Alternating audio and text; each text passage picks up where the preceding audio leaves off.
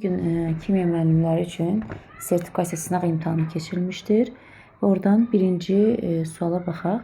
Qliserin ilə asetat turşusu müxtəlif mol nisbətində reaksiyasından neçə müxtəlif mürəkkəb efir alınır? Deməli, əvvəlcə gliserini yazırıq. CH2, OH, CHOH, CH2, OH. Fikir verin, qeyd edib ki, asetat turşusunun müxtəlif mol nisbətində, yəni 1 mol, 2 mol, 3 mol gələndə nə alınır? Əgər 1 mol gələrsə, bilirik ki, H buradan, CO, CH3. Bax, bu alına bilər, 1 mol. Və yaxud da birləşmə, yəni bura deyil, ikinci OH-a da birləşə bilər, əgər 1 mol gələrsə. Da üçüncü yox, yəni 1-ə və yaxud da 2 ola bilər. Əgər 2 mol gələrsə sirkə turşusu 1-ə və 2-yə birləşə bilər. Deməli, biz artıq 1 mol gələndə ikisini düzəltdik. Mürəkkəb efiri 1-ə və 2-yə. İndi 2 mol gələndə hansılar düzəldir, ona baxaq. 2 mol gəlsə, birinciyə və ikinciyə birləşə bilər. Birinciyə və üçüncüyə birləşə bilər. Deməli, buradan da ikisini düzəldə bildik. 3 mol gəlsə isə hər birinə hidrogen gedəcək, birləşəcək. 3 mol gələndə isə 1 dənə mürəkkəb efir. Cəmi 5 olacaq. Düzgün cavab D variantı olacaq.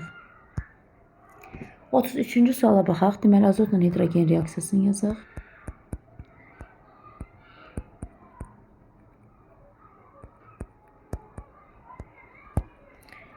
Azotun başlanğıc mol miqdarı N-dir, hidrogeninki N-5-dir. Deməli, başlanğıc, sərf, tarazlıq. Tutaq ki, azotu mən mol miqdarını B ilə işarə edirəm. Yəni, N-in yerinə B yazıram. Bizə hidrogeni də N-5-in yerinə məsələn A yazıram. A da budur. X azot sərf olunur, 3X hidrogen. Bu zaman 2X amonyak qazı alındı. Və qeyd edir ki, hidrogenin 0,75 molu sərf edilir. Yəni, hidrogen A idisə 0,75 sərf edildi. Yəni, 0,75 A sərf edildi. Bu zaman X-i tapıram ki, yəni 3-ə bölürəm. X-ə bərabərdir 0,25. Deməli, X-i tapdıq ki, 0,25 A-dır X. Aparaq X-ların yerinə 0,25 yazaq. Amonyak 2X idi. Buranın da 0,25 eləyir. 0,5 A tarazlığı. Hidrogen A idi. 0,75 sərf edildi. 0,25 A qaldı. Və azot isə, gəlin indi B-ni əvəzləyək. Baxırıq ki, B N-ə bərabərsə, baxın buna uyğun. A da N-5 də A-ya bərabərdir. Deməli, biz N-in yerinə B yaza bilərik. Deməli, B üstə gələ 5 bərabərdir A. B də bərabərdir A çıx 5. B-nin yerinə də A çıx 5 yazarıq. X-in yerinə də 0,25 yazırıq burada da. Deməli, azot B idi, yəni A çıx 5 idi.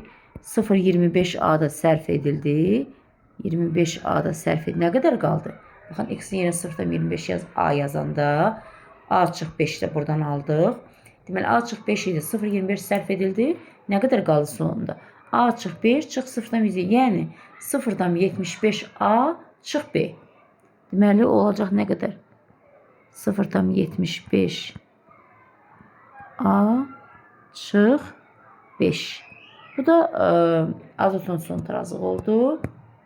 İndi sonra bizə qeyd edir ki, tarazlıqda olan mol miqdarı 7 mol olur. Bunların hamısını toplayırıq, bərabər edir 7-yə və oradan A-nı tapmış oluruq. Yəni, azot nə qədər idi? 0,75 A çıx 5. Hidrogen 0,25 A. Amonyak 0,5 A. Bərabərdir 7 yazırıq. 0,75 ilə 0,25 A toplananda eləyir 1 A. Sonra 0,5 A gələndə 1,5 A bərabərdir 12. A da bərabər olacaq 8-ə. Biz artıq deməli A-nı müəyyən etdik 8 və biz tarazlıq sabitini tapmalıyıq. Deməli, tarazlıq qatlığını müəyyən edək. Gedək A-nın yerinə hər bir yerdə 8 yazaq. Bu 0,5 A idi. 8-ə vurduq 0,5-i. Elədik 4.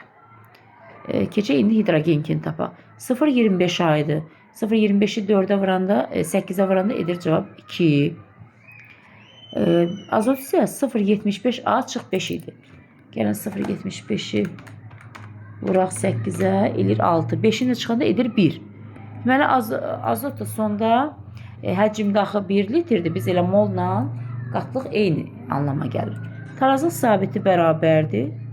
4-ün kvadratı, 4 vur 4. 2-nin kubu, yəni 2 vur 2 vur 2 vur 1. Cavab edəcək 2 D variantı.